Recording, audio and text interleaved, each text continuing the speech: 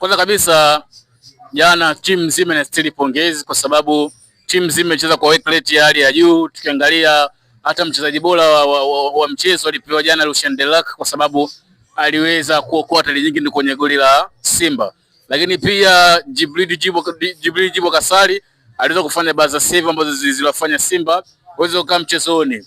Lakini pia unaweza kusifia defense pamoja na golikipa bila kumsifia pia kiungo mkabaji ambaye alikuwa akasema Joseph Kagoma alitoa jasho lake kuanzia mwanzo mpaka dakika ya mwisho. Tukiangalia pale Kagoma alitengeneza mahusiano mazuri baina yake yeye na defense yake, ambapo kwenye eneo la center back, eneo la namba 8 alianza pale Alassane Maudo Kante, lakini pia msaidizi pacha wake alikuwa pale Clatous Chama, walikuwa wanasaidiana pale katika eneo la kiungo. Kwa hiyo nao pia wanastahili pongezi kwa kuweza kuweka ulinzi ndani ya klabu ya Simba na kufanya Simba iweze kutokuruhusu goli. Lakini pia tunabidi tumsifie pia Clatous Chama kwa uwezo wake mkubwa, kwa wiki yake mkubwa ya mpira ya kuweza kutengeneza nafasi ya goli, kutengeneza nafasi ya penalti ambayo imewezesha penalti, ambayo imekuja kusalisha goli.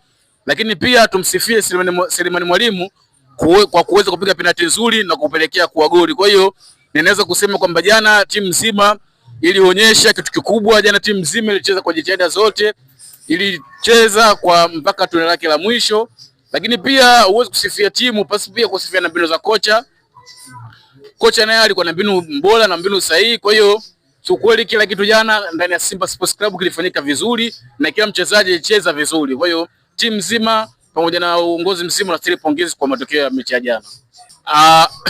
Anesetola kwenye mechi ya jana alipata majeraha ya nyama za paja, lakini hatujajua jeraha lake ni kubwa kiasi gani. Inawezekana kwenye dabi akawepo ya tarehe 3 au asiwepo. Hiyo inatokana na ukubwa wa jeraha.